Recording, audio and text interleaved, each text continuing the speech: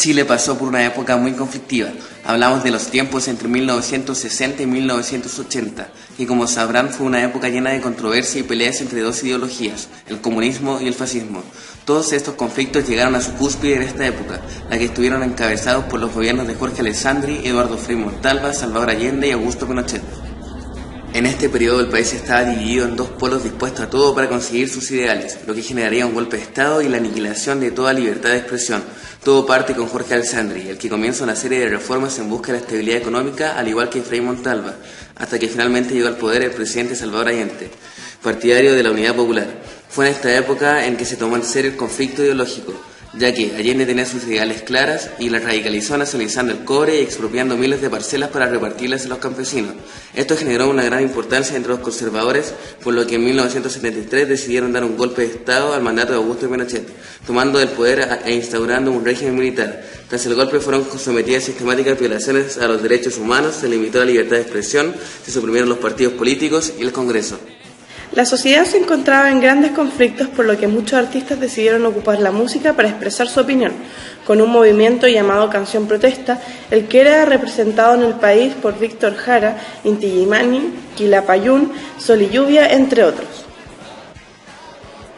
Pero ellos no fueron los únicos, ya que un tiempo después nacería otro grupo que sería recordado y conmemorado hasta el día de hoy, con un gigantesco éxito nacional y latinoamericano.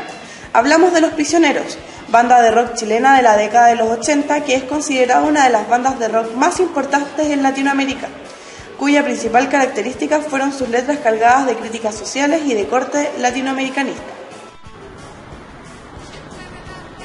Nos encontramos en la comuna de San Miguel, específicamente en el Liceo 6, ahora llamado Andrés Bello. Justamente aquí es donde Jorge González, Claudio Narea y Miguel Tapia se conocen. Tenían entre 13 y 14 años cuando entraron a primero medio, donde eran compañeros de sala. En 1980, ellos, junto a los hermanos Beltrán, Álvaro y Rodrigo, crearon Los Teodopillos, un cuarteto vocal que hacía canciones empleando únicamente objetos de percusión casera. Posteriormente invitaron a Claudio a unirse a la banda y poco después se unió Álvaro Beltrán, a quien le habían obsequiado una guitarra eléctrica con amplificador. Además, la banda consiguió una batería obsequiada por la hermana de Miguel. El cuarteto hizo su debut en vivo el 14 de mayo de 1982 en su colegio y tuvo un éxito discreto. 2 meses después se volvieron a presentar en el Liceo 1 de Niñas de la misma comuna de San Miguel, pero a fines de este año el grupo se disolvió, ya que Álvaro decidió irse del grupo. Conformando el ahora trío, decidieron optar por un nuevo nombre que esta vez fuera más en serio, Los Criminales, pero Miguel sugirió Los Prisioneros, haciendo su debut como Los Prisioneros el 1 de julio de 1983 en el Festival de la Canción del Colegio Miguel León Prado, evento en el que no les fue muy bien, pero aún así se lo tomaron como un avance del mundo musical. Cito: salimos terceros de 3 e incluso nos querían cobrar la entrada para poder ver el resto del espectáculo. En todo caso, cuando llegamos a ensayar, nos creíamos la muerte, porque éramos de verdad, con canciones desconocidas, pero propias. El resto solo hacía versiones de tipos famosos. Recuerdo que actuamos abriendo espectáculo, señaló Jorge González. Luego de conformarse, lanzaron su primer disco llamado La Voz de los 80. De este disco debut destacaron las emblemáticas canciones La Voz de los 80, No necesitamos banderas, Sexo y Latinoamérica es un pueblo al sur de Estados Unidos.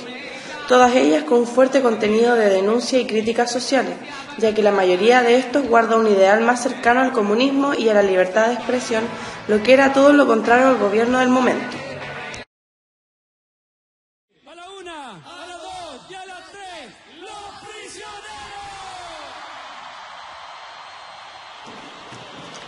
En esta época las radios, la prensa y la televisión acogían principalmente a artistas argentinos, por lo que el disco tuvo muy poca difusión en los medios, pasando apenas y escasamente por las radios Galaxia, Sábado Gigante, Canal 11 y La Sexta Teletón, siendo en este último evento donde la banda sufrió su primera censura mientras interpretaban el sencillo del álbum La Voz de los 80. Televisión Nacional de Chile, en ese entonces controlada por el gobierno militar, sacó la señal de la Teletón y emitió publicidad. Según Narea, habían considerado que podían ser algo peligroso para la estabilidad del gobierno de Augusto Pinochet. Que pueden subir los precios, pagar menos impuestos, hacerse propaganda y con lo que consume la gente, entre comillas, ayudar, se puede ayudar realmente a los niños.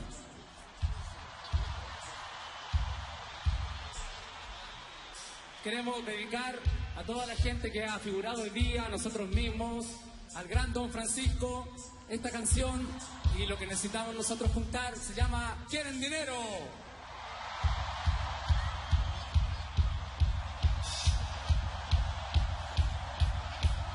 Así, en 1985, luego de pasar por distintos tipos de censura y reticencia de los medios por mostrar el material, se abren algunas ventanas para la difusión, como por ejemplo Radio Galaxia, donde la canción La Voz de los 80 es presentada como una rareza, porque tiene el poder de quedarse pegada en las mentes de los oyentes y de representar muy bien el plástico y poco profundo momento que se vivía en la sociedad. Desde entonces en Chile se comienza a hablar de los prisioneros. Su música gusta a la juventud y sus letras dan bastante que pensar. Todo esto sumado a la actitud contestaría que asumen los integrantes del grupo desde sus primeras entrevistas. Provoca que se cierren las puertas de los medios de la oficialidad.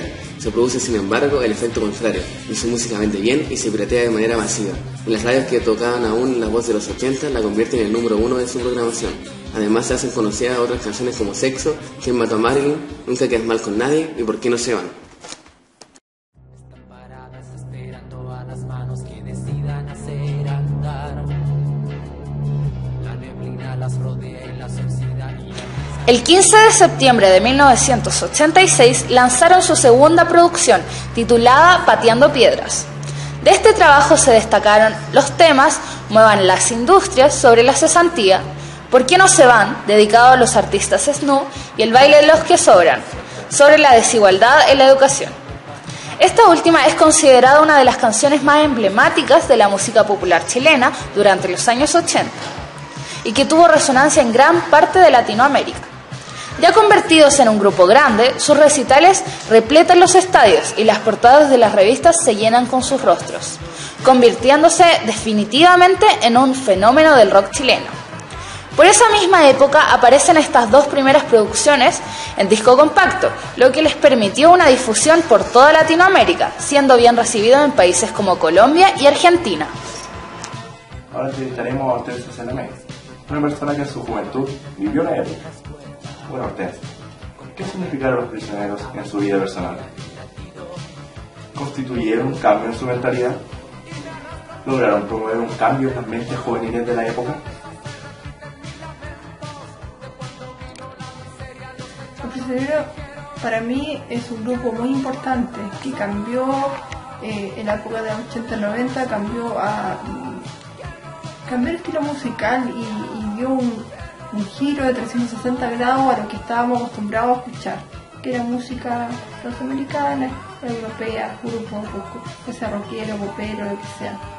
En mí y en mis amistades influyó mucho sus ideas, sus ideales y su burla contra el sistema, como, no sé, como Tren en los Sur, como El baile de los que sobran, que eso marcó, por lo menos personalmente a mí y a mis amigos, marcó mucho el tema de que darnos cuenta de que el primero a cuarto medio éramos nada.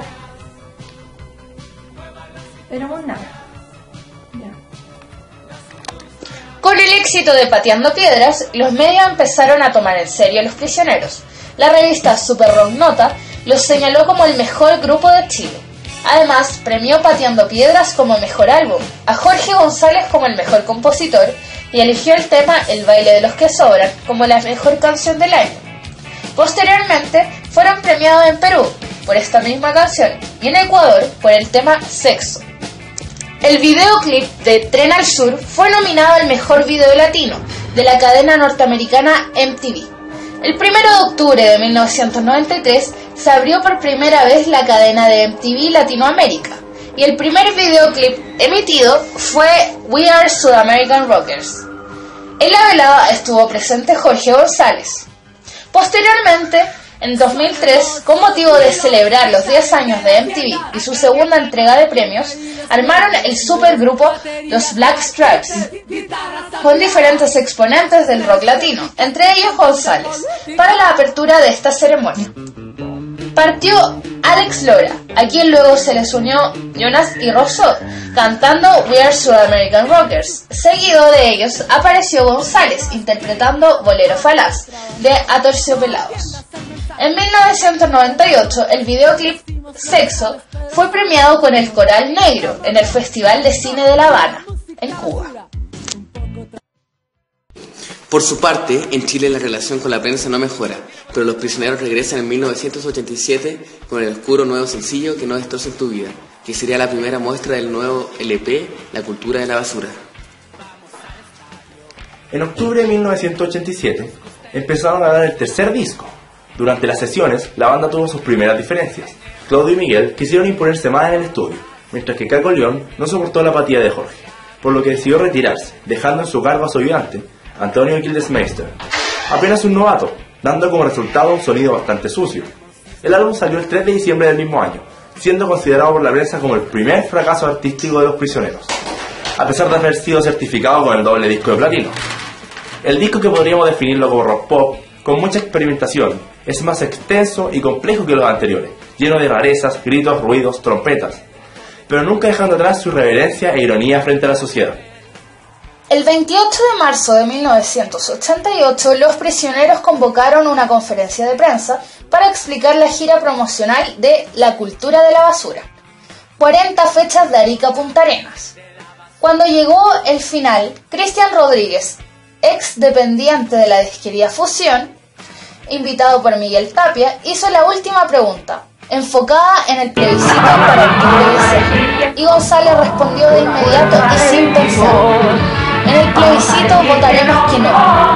Estas declaraciones repercutieron en que los 40 conciertos programados se redujeron a 100. Para Pinochet, Los Prisioneros nunca fueron una banda más, ya que cada una de sus canciones estaba en la mente de todos los jóvenes revolucionarios de la época en la que cada gota de revolución y anarquismo importaba y que Pinochet no podía dejar pasar, menos en el plebiscito en el que se decidiría si Augusto Pinochet seguiría o no a cargo de nuestra nación. Cito: nuestra banda será recordada siempre por los que vivieron la dictadura, precisamente por eso, porque había dictadura, no se podía hacer casi nada, salvo cantar canciones de Los Prisioneros.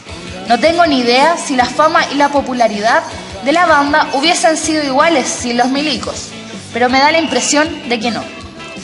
Creo que pertenecemos a esa época, nos guste o no, señaló Jorge González, tiempo después del regreso a la democracia.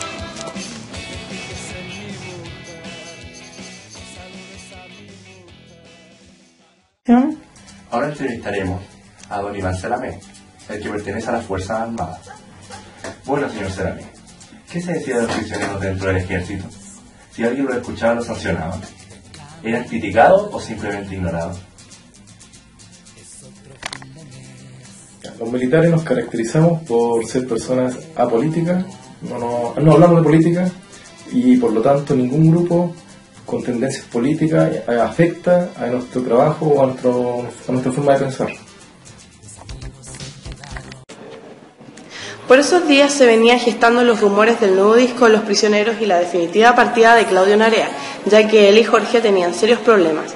Claudio, quien ya se había casado con una joven llamada Claudia Carvajal, a quien había conocido en la costa en una gira de Los Prisioneros, se llevó la sorpresa de su vida al descubrir en un cajón de su dormitorio unas cartas que Jorge González, el vocalista de la banda, le estaba enviando desde hace meses a su mujer, como lo explica el propio Claudio Narea en un extracto de su libro Mi vida como prisionero.